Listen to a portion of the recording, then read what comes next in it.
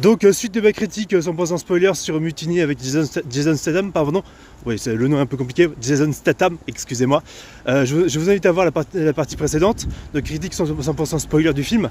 Donc Mutiny, encore une fois, je peux pas me prononcer sur la VF du film, enfin sur la VO pardon, puisque je l'ai vu en VF, mais Boris Renager est impliqué justement dans le doublage de Statham, pour montrer à la fois, comment dire, le manque de vulnérabilité du personnage, ce qui est le but parce que c'est Jason Statham, tu vois, et c'est lui qui produit le film d'ailleurs, l'acteur.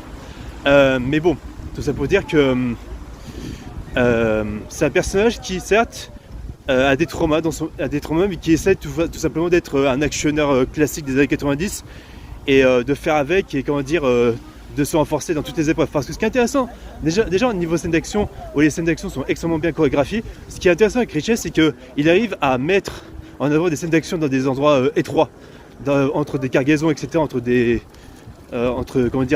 murs, etc. Pardon. Et puis, tout ça pour dire que ce qui est intéressant, c'est que quand Statham il trucide des mecs, il les flingue, tout ça, caméra très rapprochée à l'épaule, même c'est pas du stickam forcé dans tous les sens comme ce qu'avait fait n'importe comment Lulu Terrier dans les Fast and Furious. Là, Richie il a compris que Statham, tu vois, il a compris que Statham, ça y est, il a quand même 55 ans, le bonhomme. Donc faut pas trop en faire avec des cascades avec des jambes et des coups de tatane avec les jambes.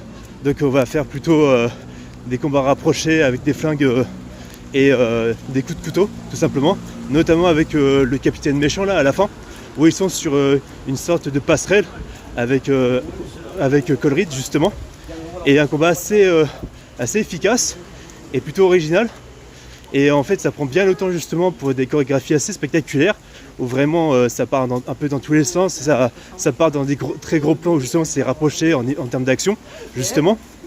Donc un côté scène d'action passerelle qui peut rappeler un peu ce qu'il y avait dans Expendables 4, même si Expendables 4 voilà c'était plus plus de l'action absolue parce que voilà il y avait nettement plus d'action quand Statham était sur le bateau dans ce film là en question.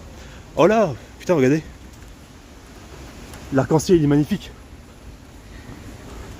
Ce serait collector les amis, ce serait collector.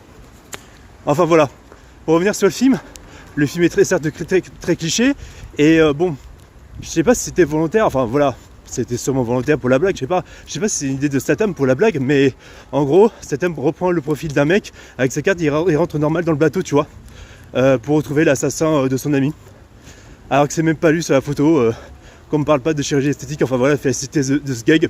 Est-ce que c'était pour la blague, la petite touche d'humour du film, alors qu'on dit que pour la petite touche d'humour, il y a 20 mecs qui sont morts dans le bateau? Je sais pas, allez savoir.